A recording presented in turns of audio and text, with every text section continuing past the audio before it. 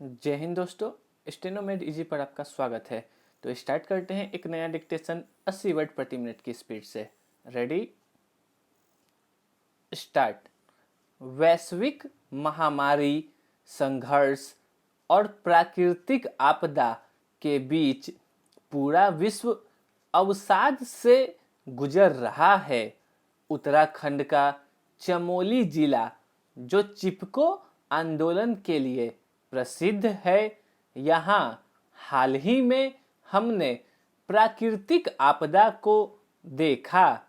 प्राकृतिक चेतावनियों से यह स्पष्ट है कि प्रकृति के साथ मानवता के पुराने मैत्रीपूर्ण संबंधों में दरार आ गई है।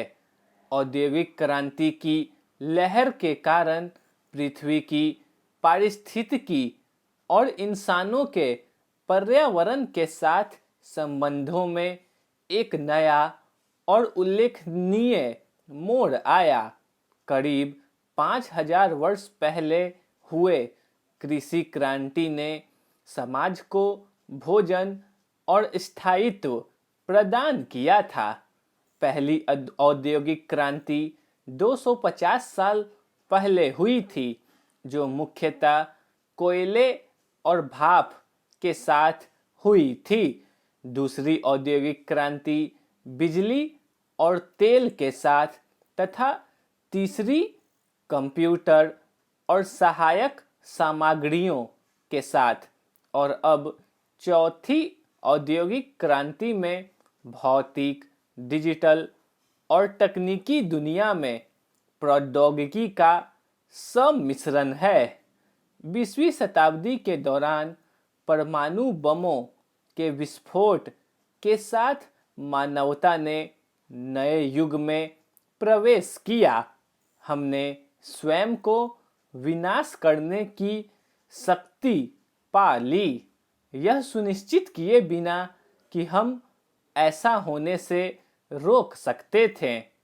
एक ऐसी दुनिया की कल्पना करना भी मुश्किल है जहां देश शक्ति और प्रभुत्व के लिए प्रतिस्पर्धा नहीं करेंगे। 21वीं शताब्दी में भविष्य की शांति और सौहार्द वर्तमान जीवन की कुछ मौलिक वास्तविकताओं से संबंधित है। पारिस्थितिकी, ग्लोबल वार्मिंग और जलवायु परिवर्तन, नाभिकीय अस्त्र, युद्ध के लिए नई तकनीक और राष्ट्रों के बीच हथियारों की स्पर्धा, भू राजनीति और राष्ट्रवाद, धार्मिक चरमपंथ और गरीबी तथा असमानता। आज प्रकृति और विश्व शांति दोनों ही खतरे में है। इन सारे विकास ने भू राजनीति के साथ मिलकर मानवता को खतरे में डाल दिया है, और हमें यह नहीं पता कि वर्तमान की संकटमय परिस्थिति के आत्मघाती तरीकों से कैसे उबरा जाए। इसे त्रिस्तरीय दृष्टिकोण से बढ़ाने की जरूरत है। प्रकृति, विज्ञान और बुद्धिमत्ता।